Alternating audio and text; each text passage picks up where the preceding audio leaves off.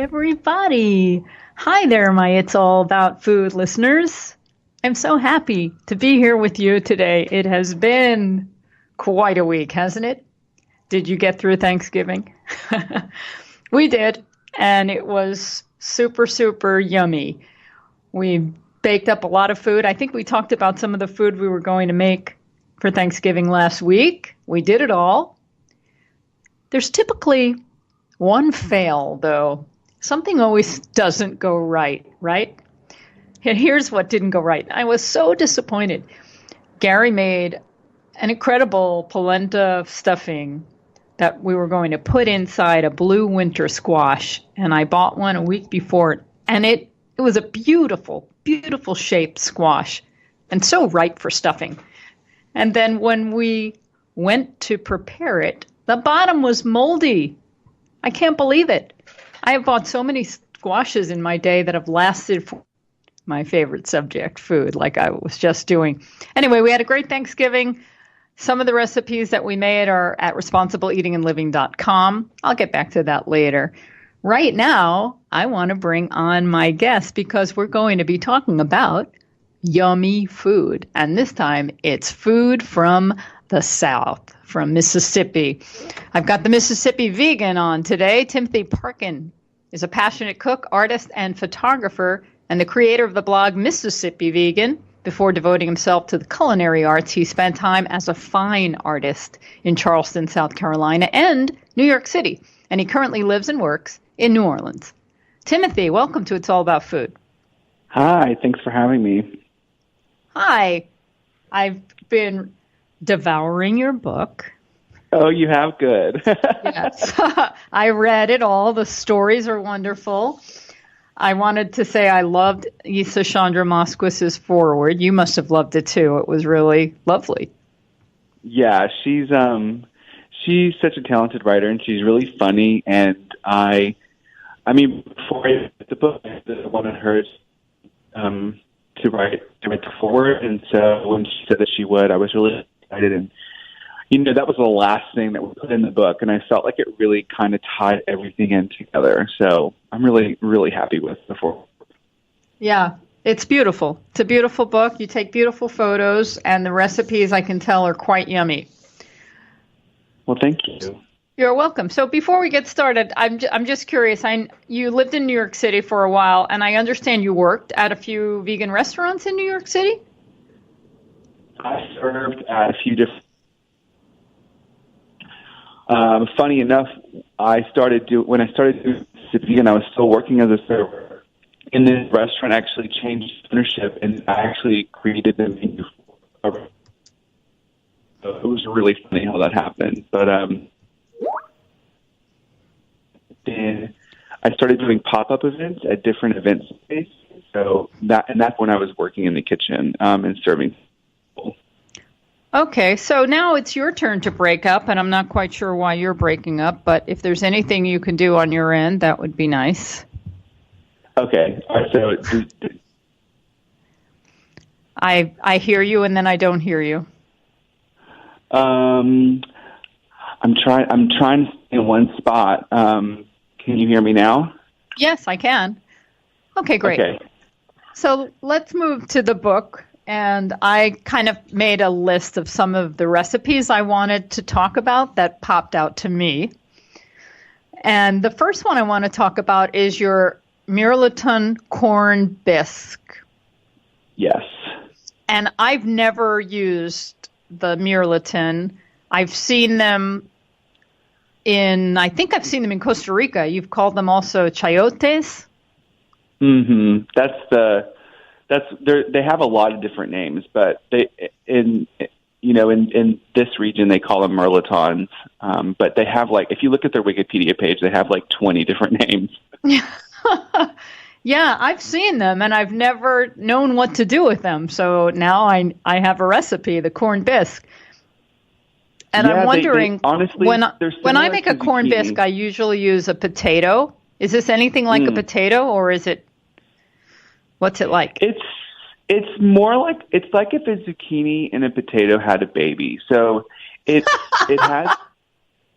kind of firm, like the texture of a but it's a little bit more succulent and it's a little bit more juicy.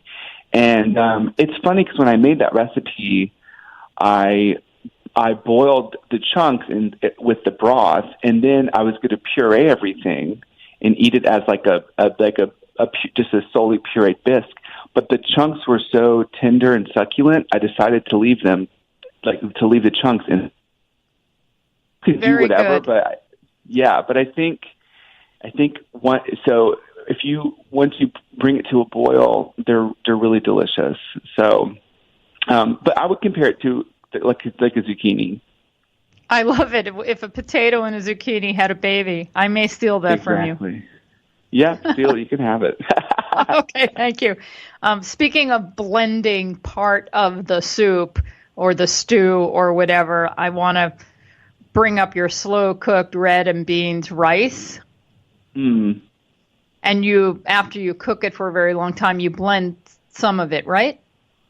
Well, what I noticed with that recipe is when I was making the recipe, because, I grew up eating all this food, but it was not vegan. It was, just the traditional recipe. But I remember when I made it, and I called my mom, and I was like, I don't know what I'm missing, because it doesn't have that creamy kind of thick gravy texture. And I then realized, I researched a lot of different recipes, and yeah, the trick is to blending up some with oil, and it kind of like emulsifies and becomes like a whipped bean mixture, and then you reincorporate it, and that's what kind of gives it that kind of creamy texture. So I definitely advise not to skip that step. It's really important, and I definitely, that was kind of the missing link for me with that recipe.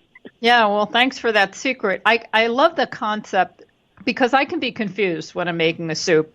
Do I want it to be chunky? Do I want it to be creamy? And sometimes it's nice to have both. Yeah, totally. I think, especially with the Mirliton bisque and the red beans and rice, I think you get that like kind of velvety, luxurious texture, but then you also get some of the chunks, which is just a nice variation. So, I definitely agree with you. I like to have both just for a variety of textures. I think with all my recipes, I think the more variety of texture, the more kind of pleasing the overall dish is. Mm-hmm.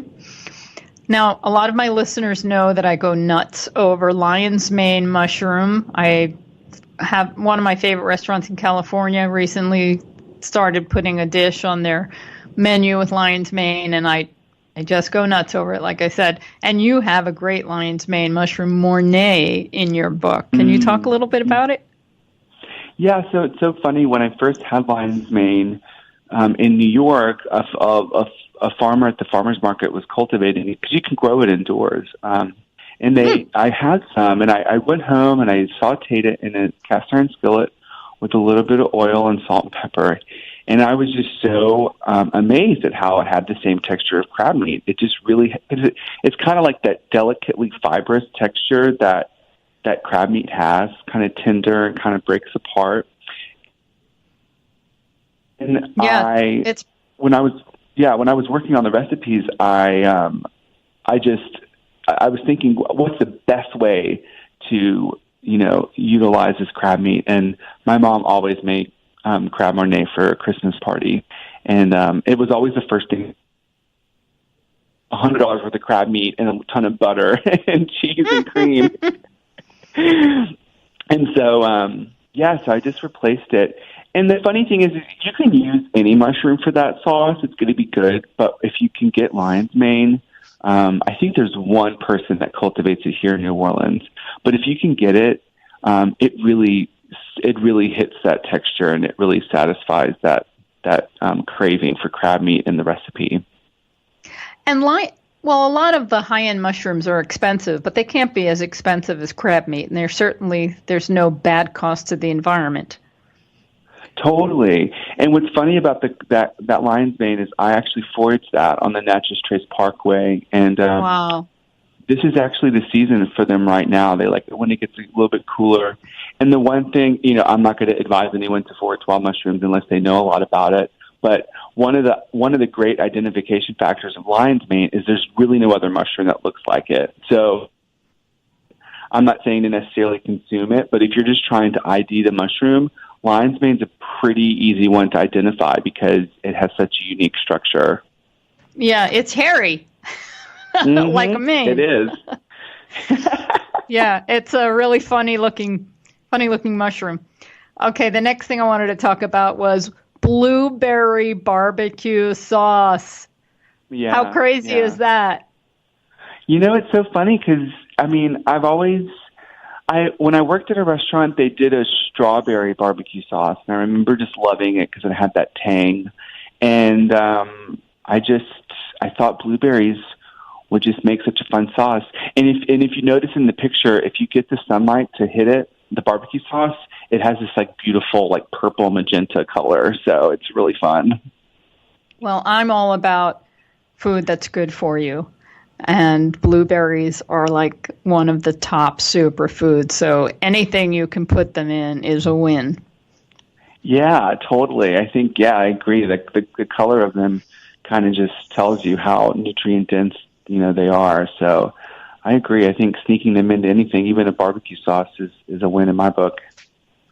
Okay, now this book is featuring recipes from Mississippi, some other recipes, but we have this southern flair to it. And I want you to take a moment and tell us about gumbo. Okay. So gumbo was the first recipe that I learned to make, and my mom taught me how to make it. So my mom and dad both were born and raised in New Orleans, and my mom learned to make gumbo when she was young, and that was the first recipe that I asked her to teach me. And I remember the most important things about gumbo was really taking your time making the roux and browning the flour with oil and getting it nice and toasty. And what I remember the most is when she would add the trinity, so the celery, the green bell pepper, the onions, and then eventually the garlic. And when all that hit the hot roux, the whole house just smelled so amazing. And so in my mind, that was always what I remember gumbo to be, and that ends up, being the plant-based ingredients. And my other favorite thing about gumbo is that you used okra, and I've always loved okra. It's probably my favorite vegetable. So when I went vegan, it just made so much sense for me to make gumbo and just to make it how I learned to make it and just not at the end add the sausage or the chicken. And then eventually I learned that you can add, large chunks of mushrooms, or you can add hearty chunks of vegetable, or you can add even a vegan sausage. And I like to add greens to mine, like kale, like shredded kale. And what I learned when I was writing the book is that the word gumbo actually means okra. And so it's been funny to hear people get confused when I say vegan gumbo. But in actuality, the reason gumbo is so special is because of the plants that we're using to make it. So it's the paprika and the cayenne pepper and the bay leaves and the onions and the bell pepper and the garlic and the flour. Those are what's making gumbo that authentic traditional recipe. And sure, you do add shrimp and sausage, which does affect the flavor, but that's in my opinion, that's a small percentage of what gumbo is. Okay, now I'm someone who has never acquired a taste for okra. I know it's very nutritious, and I really want to grow up and learn to like it. Do you have any tips? Should I just make a gumbo and just see what happens? What I would say, the first thing you should do is try my skillet okra, because what I think people do, the mistake people make is they overcook it, and then it becomes even more slimy than it already is. Mm-hmm. So what I recommend is cooking it with really high heat and with the salt, pepper, and a splash of vinegar, just a little bit of acid to kind of give it some tang, and get it nice and crispy on the outside, but you still want it to have a hearty texture. You still want to be able to bite into it. And that's what I recommend. And if you don't like it that way, then we can just accept that you don't like okra, and it's okay. I always like to tell people, if they say they don't like a certain food, like they don't like broccoli, it's like, okay, there are so many different foods to eat in the plant kingdom. You don't have to like all of them. You don't have to like all of them. I mean, me personally, I don't like sea vegetables. They just taste too much like fish to me. So that's one like plant food that I don't love. But I would say in the gumbo, you could absolutely put large chunks of mirliton. That would be a beautiful vegetable to put in the gumbo. And you can also put, I know it's hard to find, but purslane. I don't know if you've ever had purslane, but it has I kind of a don't similar like purslane. It's another slimy vegetable. Yeah. You know what I would say? I would say just avoid the slimies and use mirliton. And you know what is great in gumbo too is like, I heard you talking about that winter squash, but like large chunks of kabocha squash or butternut. Oh, that's good. Or honey nuts in the gumbo. Yeah. So good. Just look at the bottom and make sure it's not moldy first. I know. You know, when you said that, I'm laughing because I have 3 huge ones and they're decorations outside on my front porch, and they're like in perfect condition. They last forever, right? Yeah. Anyway, it was okay. We had too much food to begin with, and it all worked out. I wanted to thank you because when I was reading your first gumbo recipe, and I realized that it had white flour in it or wheat flour in it, and I'm personally avoiding gluten and wheat for the most part, and I was thinking in my head as I'm looking at the recipe, okay, I wonder if what other flour I might use to thicken it, and then you answered my question in the next recipe, which was great at that, and I'm glad you did all the work.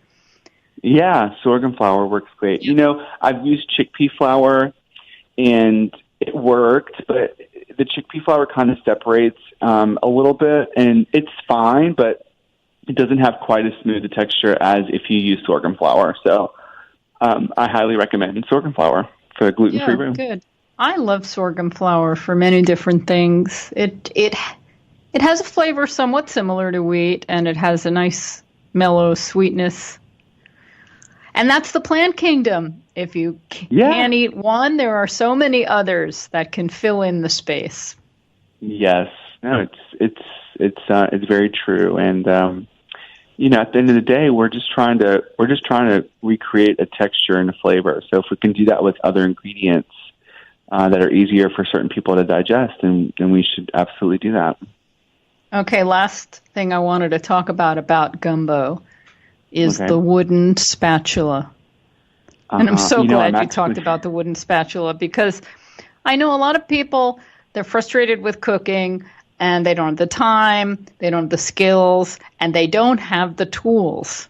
And wooden utensils, like a wooden spoon or a wooden spatula with a long handle, is so essential. Oh, totally. I mean, I don't know how any other way to make. I mean, you could try using a whisk, but you're probably going to burn the roux, and it's gonna make it a really frustrating recipe to make. So I have quite a few wooden spatulas that are curved. I have probably like 4 or 5. It's so funny you say that because I actually chipped off one today, and I was so upset because it was my favorite one, and so I'm on the hunt for another one because the shape of it is so perfect. It's like just long enough, and it has a really nice long edge, and I'm just so upset. But you know what? At the end of the day, it's wood. It's like it can't last forever. But a good worn down roux spoon, like wooden spatula, is I agree with you, is a essential kitchen tool. Well, in some ways, it's like seasoned after a while. I think it makes everything just taste better. My partner, Gary, is Italian, and when he makes sauce, he's got to have a wooden spoon to make his sauce. Otherwise, it won't be good. Yeah, no, it's those little things in cooking, the little traditions, the little, things that happen over and over again that it's kind of part of the experience. And that's really what a good recipe is. It's just, it's a tradition and it's human.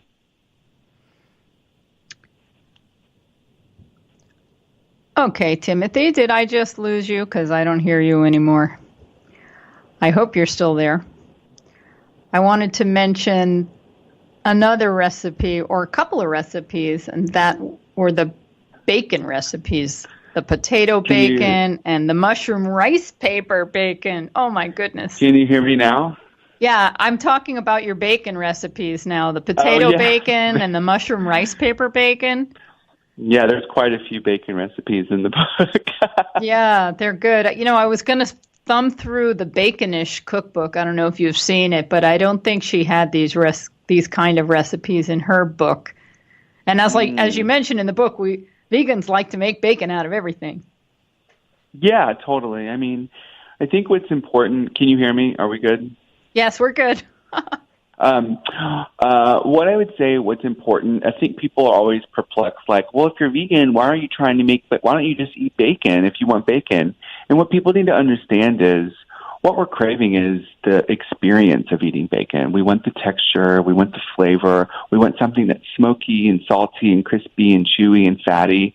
In actuality, we're not craving the pig that's alive and like living in a field somewhere. What we're craving is the end result. So I didn't go vegan because bacon was delicious. I went vegan because I don't want to kill the pig. So if I can eat bacon that is made from plants or mushrooms, then I absolutely will because it's delicious. Exactly. And that's where we're going, I think, in the 21st century, making everyone's favorite foods with plants instead of with animals.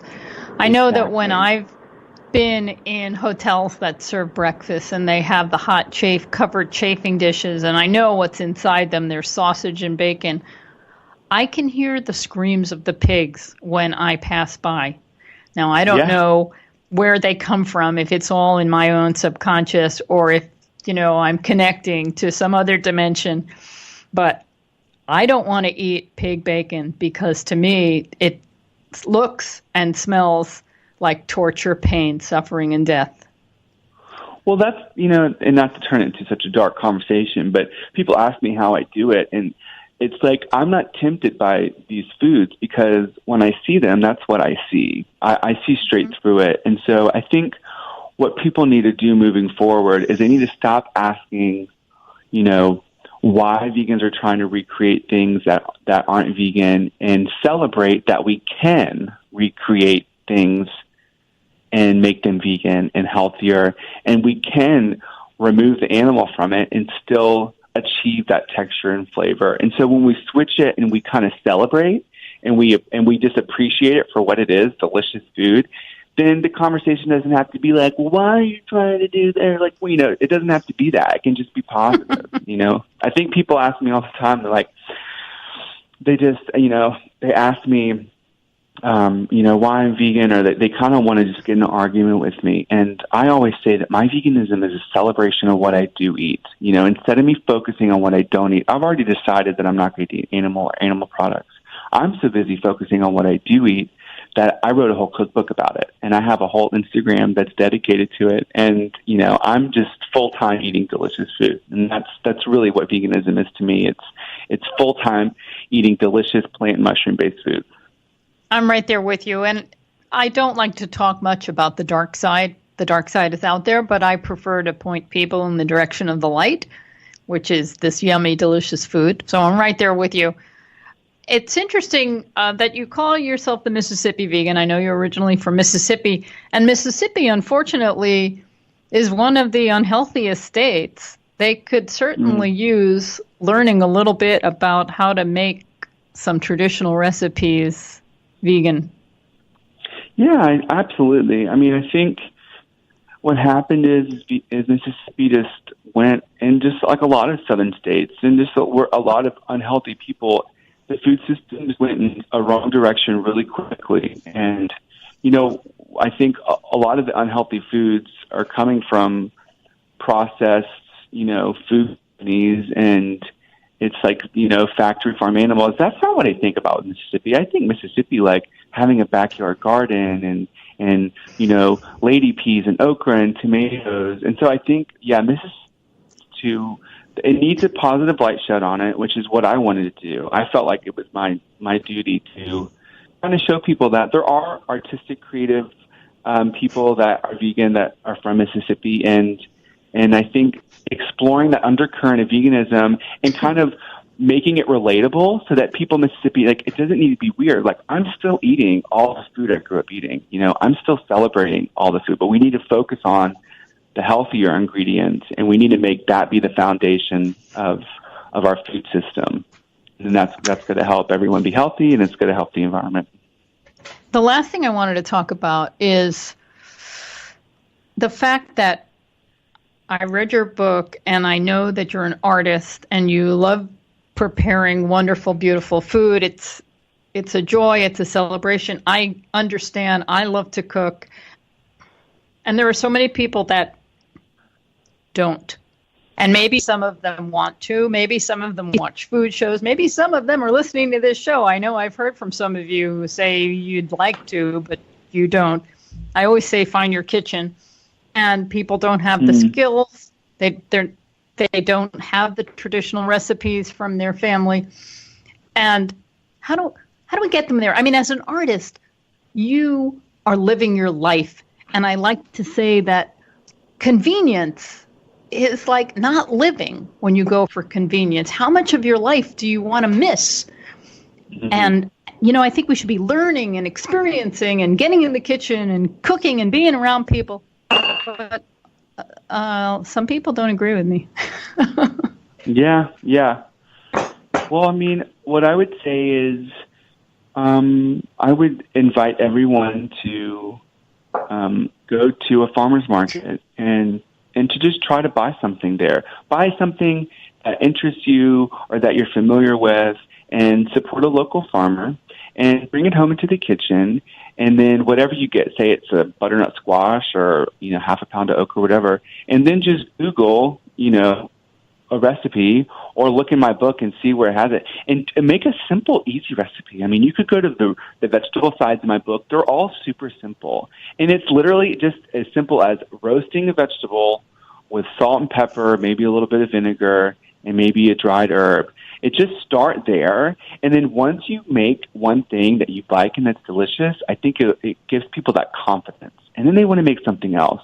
So I think we need to instill this confidence. So by starting small, yes, making something delicious, then it'll make people want to cook more. But at the end of the day, people have to care. You have to care. If you don't care what you're eating, and you don't care about making delicious food, then it's not going to be for you. Yes. Anyway, back to Mississippi Vegan. This is a lovely cookbook. You've done a fine job. The recipes are all page lickable. And I'm excited to have it, and I'm going to learn how to eat okra. All right. Well, I really appreciate that, and that means a lot to me. And I wanted the book to be touching, and I feel like it's been touching to a lot of people. So that makes me really happy. Yeah, the holidays are coming. This is a great gift for the holidays, or has a lot of recipes that I think would work well for your holiday table.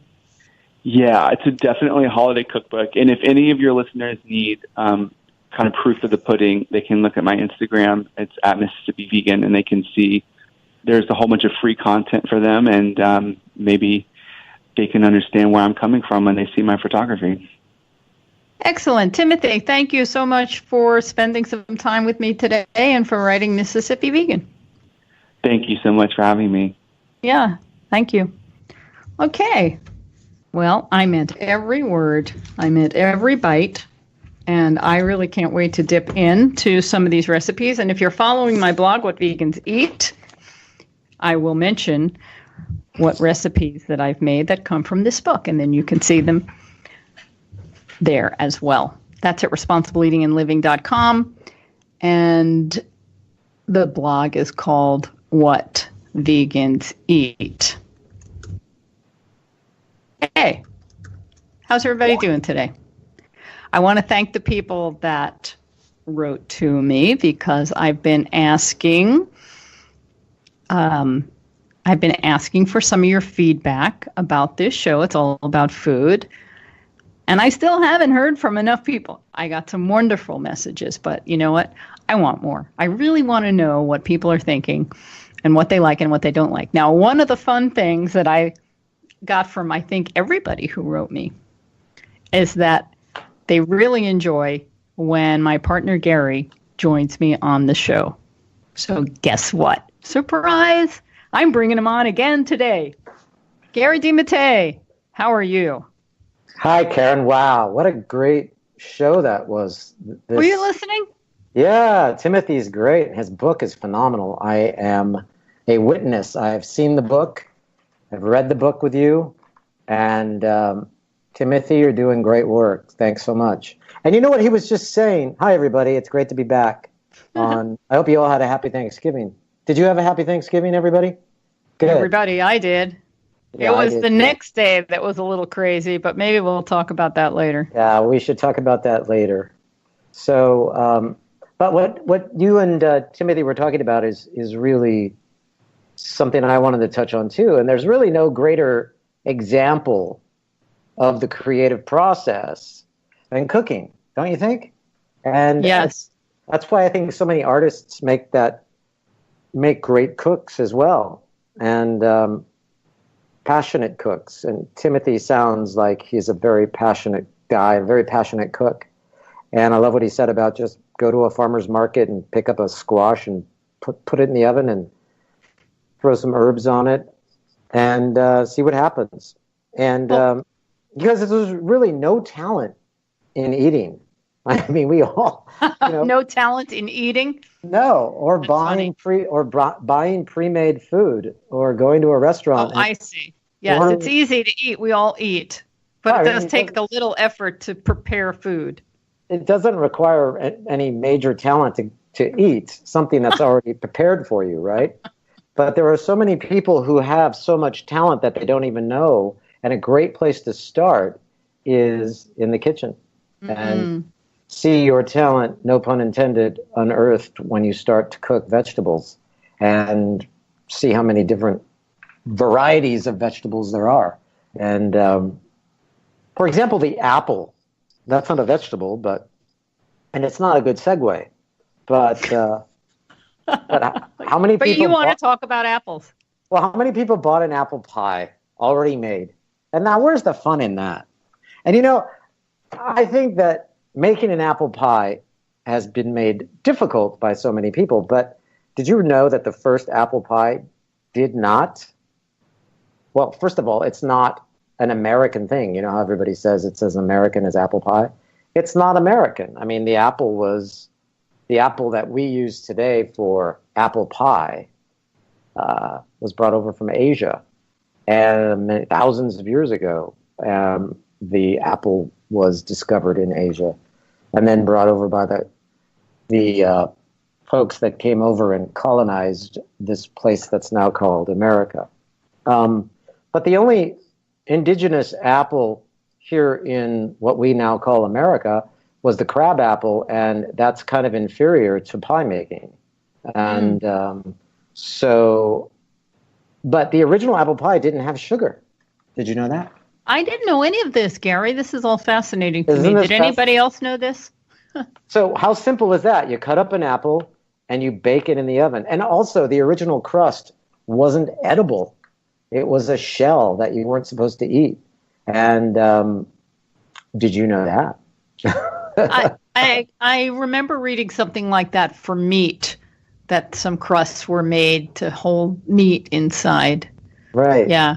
But how Anyway. wasteful is that? Why not make it so it's edible? So that's a good and thing. some genius decided, well, let's eat the whole thing, the dish and the pie in the middle. But the reason I'm talking about apple pie is because you've just put up an incredible recipe that I would say is as simple as pie for anyone to make, because it doesn't require any sugar. It just requires a really good apple, right? Yeah. And the crust is as simple as blending a fat with a flour. Yeah. Can I talk about this? Yeah, Thanks for this bringing is- that up. And you could also tell us what the name of it is, I will. because you speak French, and Ah ouais. so go ahead, take it I away, did- Karen. I did live in France for 4 years in the early 90s, but before I did, I had learned how to make a pie crust, and I could make quote, an American apple pie, even though it's not really originating from the United States. And then I went to France, and when I would go to some family barbecues, some friends having picnics and whatever at their home, someone would always put together a really fast tarte aux pommes Tarte aux Pommes, which is an apple pie. It's only one crust, and they would just like put sliced apples in it, and it was done, and they'd bake it. And then I started making my own. I've looked online to see how they're made traditionally. Some people might put a little applesauce in the bottom and then the apples on top. But I just slice the apples as thin as I can. I like using one of those round apple slicer things. Right, those are fun. An apple slicer. I didn't even know they existed, and then I saw one at a friend's house. But they make it a lot easier. You just slam it on the apple, and it removes the core and slices it into 6 pieces. And then you can make them even thinner. Right. And you have a choice of how you might want to lay them out. If you go to responsibleeatingandliving.com and see my tarte aux pommes recipe, you can see how I laid it out. It kind of looks like a giant flower, maybe. Right. It looks great. It's a beautiful picture, and but there's no sugar.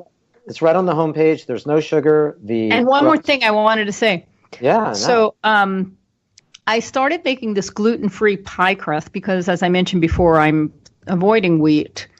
And I never had a problem making a pie crust, but I know some people do. You have to chop the fat into cold bits and then knead it with the dough and then add a little bit of water. And it has to be like just right. And then you roll it out. But this gluten-free pie crust is easier. Right. I do it all in a food processor. I throw everything into the food processor. The dough comes out, and I put it between 2 pieces of parchment paper. It's very forgiving. So you can roll it, and if something's breaking or whatever, you just peel it and stick it somewhere else. It's a very friendly, easy to roll dough, and it's gluten-free. And I have a recipe that uses confectioner's sugar, but this time I didn't want to use any refined sugar, so I made one without. And the only thing I want to say is when you're making a sweet crust with gluten-free flour, I recommend a gluten-free flour that isn't made with beans. Like we use Bob's Red Mill all-purpose gluten-free flour, and it has a base of garbanzo bean flour in it, which is great, but it has a beany taste. And you can add other seasonings and things to mask it.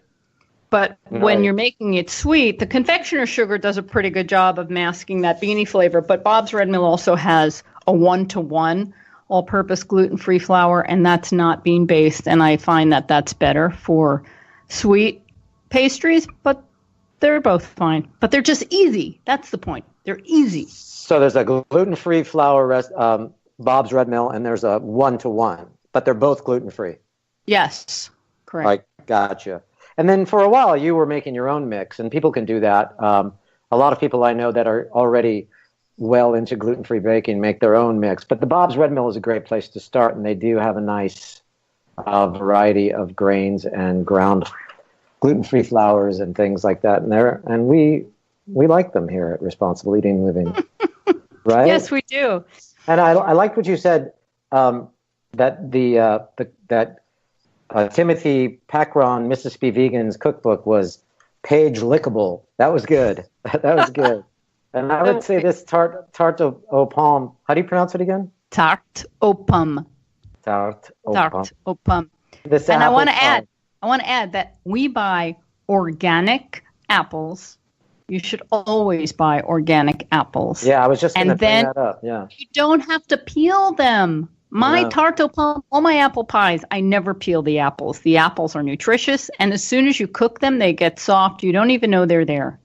Yeah, exactly. And that was my next point, is that you don't need sugar when you buy a really great organic apple. And I really have never had a bad organic apple. I've had many bad apples that haven't been organic, but never one that's been organic. And they're all so sweet. There's something really special. Now, again, it could be the placebo effect, which we've talked about before on the show, but I don't think so. I really don't. So I encourage everyone out there to buy organic. And occasionally when you can't buy organic, make sure it's locally grown. Like Timothy said, go to a farmer's market, buy from a local grower. And this holiday season, buy locally, buy your holiday gifts locally as well. Find a small boutique somewhere run by someone that that has the entrepreneurial spirit, or go to one of these trade shows. We have friends who go to these shows and sell their wares. Go buy art that's been painted by a local artist that's sitting there along the boardwalk or somewhere where they're painting. And I mean, some of the work is really amazing. And try not to shop at big, huge corporations. Yeah, we talked about this before, but I want to remind everyone that we are citizens in a community and we are not consumers, although our government and corporations are considering us as consumers. We really need to think of ourselves as part of a community, citizens of community. And if you want to buy a gift for someone, it shouldn't just be because you have to and you just get anything to be a consumer. Right. We really should be, and I don't want to get preachy because this is preaching. Which is all about food. But the reason it sounds a bit preachy might be because my next comment is about being of service. And there's no greater service than going into your kitchen and cooking your family a meal. And yes, patronizing a small restaurant, buying a meal from your local diner that you know the folks, the owners of, that's also doing a nice thing as well. Barack Obama said it best, I think. The best way to not feel hopeless is to get up and do something. Don't wait for good things to happen to you. If you go out and make some good things happen, you will fill the world with hope. You will fill yourself with hope. And, today is, I guess, the elephant in the room. The vegan elephant in the room is today is Giving Tuesday. And so, yes, Karen and I run this nonprofit. What is Giving Tuesday? Okay, Giving Tuesday was created by the team at the Belfer Center for Innovation and Social Impact at the 92nd Street Y, which is right here in New York City. And that's a cultural center, and it's been there since 1874. And it's been bringing people together around the values of service and giving back. So they came up with, along with someone else, and I don't really remember who that was right now, but it was another organization. They came up with Giving Tuesday, which is basically the statement on their website says that it connects diverse groups of individuals, communities, and organizations around the world for one common purpose: to celebrate and encourage giving. Okay, I won't go on and read. You've obviously been Giving Tuesday if you're on social media right now, because that's how this thing happened. It was a result of social media. So you're seeing all the posts about Giving Tuesday. Well, our organization provides information to you at no charge to you that is truthful information. This is real information, which is why we call our organization Responsible Eating and Living.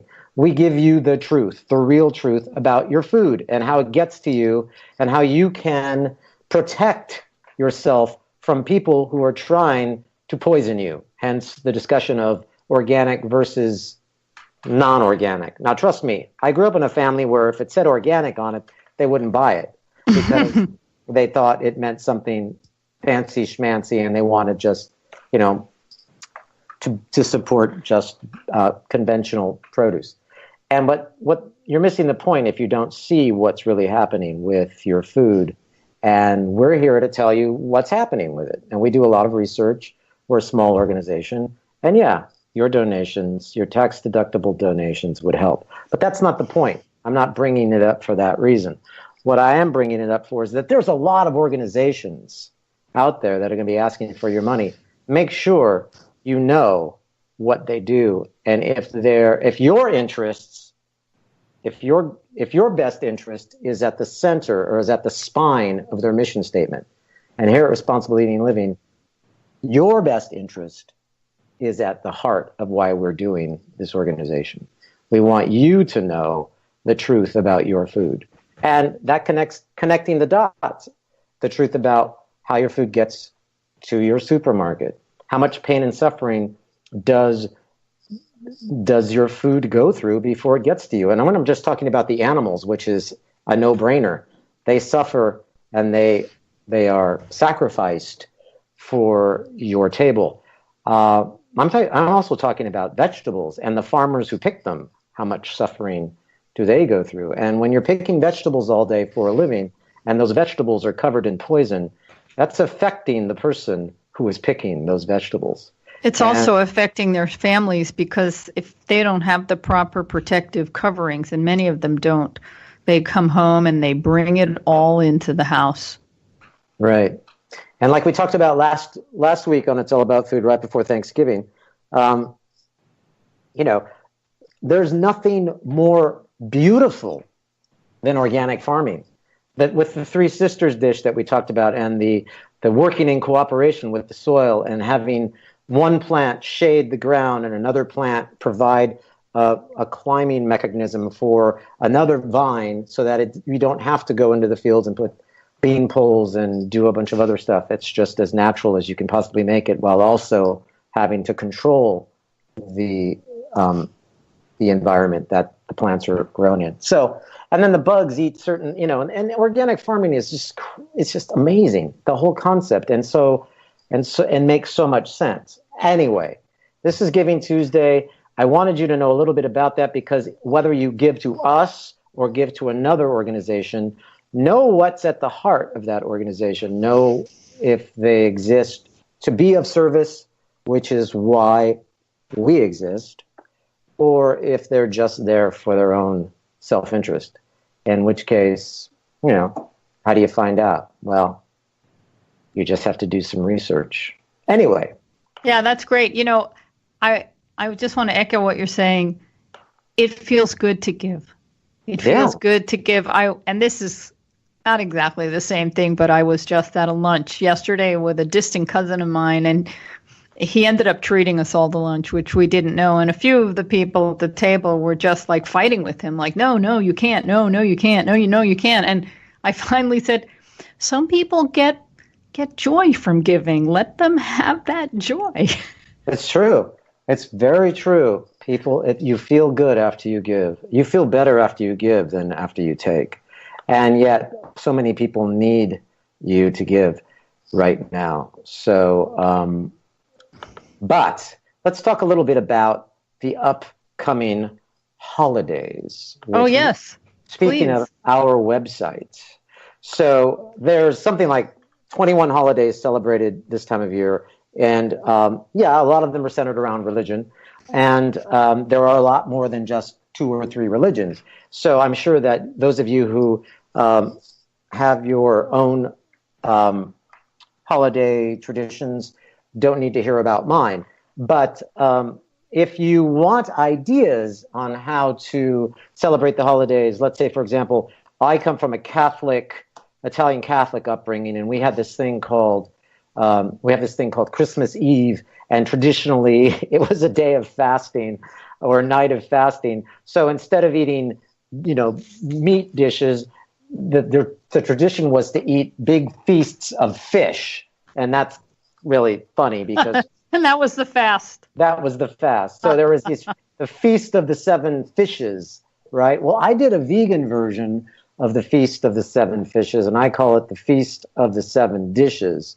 And you'll be able to see that soon on our slider on the homepage. But just go to Responsible Eating and Living and hit in the search bar Feast of the Seven Dishes, and you'll see a 7-course feast that we've actually made here with all kinds of amazing substitutes for all of these fish dishes that a lot of people have on Christmas Eve around the world. Let me add that on our homepage, on the right-hand side, if you scroll down a little bit, there's the Real Recipe Index. And we do have a holidays section. You can click on Christmas or Hanukkah and see what we have for the winter holidays. But I want you guys to check out both the Hanukkah dish that we have and the Feast of the Seven Dishes, because you'll really get a lot of great ideas, because you're going to be having people come over and they're going to have different food allergies. They're going to have different, restrictions. No, I can't have this. No, I can't have that. You might even get a vegan or two. showing up to your house. Now, before you kick them out because you have nothing for them, check out our website. We have a lot of recipes. And same goes for Hanukkah. Karen, talk to us about your fabulous baked potato pancake recipe. I can't believe it's that time of year already. Yeah. It's time for baked potato pancakes. And we put together a video a few years ago making these baked potato pancakes. We're moving more and more to more whole foods, less processed, less sugar, oil, and salt kinds of food, but we still want to make them full of flavor and delicious. And the potato pancake is traditionally grated potatoes and onions, maybe a few other things, and deep fried. Yeah, and it takes a long time. It messes up the kitchen. Everything is oily and greasy, and I'm over it. But baked potato pancakes have all of that wonderful flavor and richness of the potato and the onions. You can add a little bit of oil to it, but you don't have to deep fry it. It's so much easier to make, and I think it's a lot of fun. You can make your own homemade applesauce. You can make a vegan sour cream or something like that to serve with it. But they're easy, they're fun, and we have this great video where you can watch it. And I'm thinking too, Gary. Mm-hmm. I'm here. Are you there? For Thanksgiving, I made turnip cakes. Oh, I was just going to talk about the turnip cakes. Oh, you were. Great minds, Gary. They are going to be. I think I mentioned it last week that I was going to try and make them, and I made them, and they're fantastic. And I'm talking about it because traditionally the Chinese turnip cake, it does have pork and or it might have fish in it, but of course we made a vegan version. It's just grated turnips, water, and rice flour, and it thickens. And then you let it solidify, and then you're supposed to fry it or saute it, which I tried a few just because I wanted to see what it was like. It was a disaster. And then Gary had the great idea, bake them. So we baked them just kind of like the baked potato pancakes, and they're fantastic. So I'll post a recipe soon, but the turnip is a new addition to our menu. Yeah, and it's the same concept as you chefs out there will probably already be one step or two steps ahead of us. So it's the same concept. You're grating the turnips and you're adding the rice flour to it, and then you're steaming it. You have to steam it first, so you put it in a bain. Again, Karen, the French for bain marie. Yeah, a water bath, Marie's bath. Marie's bath. Yeah. After Marie got out of the bath, they cooked in it. I don't know. Don't ask me. That just popped into my head. I don't know why. But anyway, and then you bake it after you slice it, and it was phenomenal. Okay, so why do you want to go plant-based for the holidays? Why do you want to start? Because of kindness and compassion towards all living things, right? I mean, is that too corny to say? No. Cesar Chavez said it best. Here I am, the curator of quotes. I have to go out with a quote. Kindness and compassion towards all living things is a mark of a civilized society. Conversely, cruelty, whether it is directed against human beings or against animals, is not the exclusive province of any one culture or community of people. Thank you, Senor Chavez. Okay. Thank you, Gary D Matei. I also wanted to add, we have like a minute left or a minute or two. I'm around a lot of people that I care about, a lot of people that I love, and we all have aging parents, and we see what they are falling to. Could be a heart disease, heart attack, diabetes. My mom now has dementia. Right after Thanksgiving, she had a mini stroke. We were in the hospital for 4 days. And we know that food is a major contributor to chronic disease. And so I ask myself, why wouldn't other people that I know and love that see these things falling to their parents, why wouldn't they be jumping on eating as healthy as they possibly can? I ask you that, my listeners. Why? Yeah, I mean, that should be the clearest motivation, that you don't want to fall Especially apart. when you see that they've taken a CT scan of your mom's arteries and they're filled with plaque. And what's the thing that fills your arteries with plaque, Karen? Animal food. Animal foods, right. And that stops the flow to your brain of the blood, and that's what causes the dementia and the strokes and all of that. So if you are a narcissist, the first thing I would think that you'd want to do is go plant-based, so that your arteries don't fill up with blood. Exactly. Narcissists should go vegan. Anyway, Yeah. we're out of time once again, and That's I a want great to way end. to end it. I want to end on a delicious note. We have just so many wonderful, delicious recipes for you to eat healthier, be healthier, enjoy yourself, and I hope you check some of them out.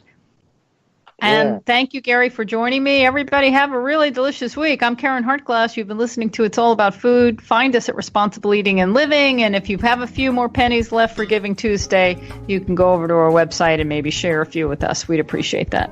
Again, have a delicious week. Bye, Karen.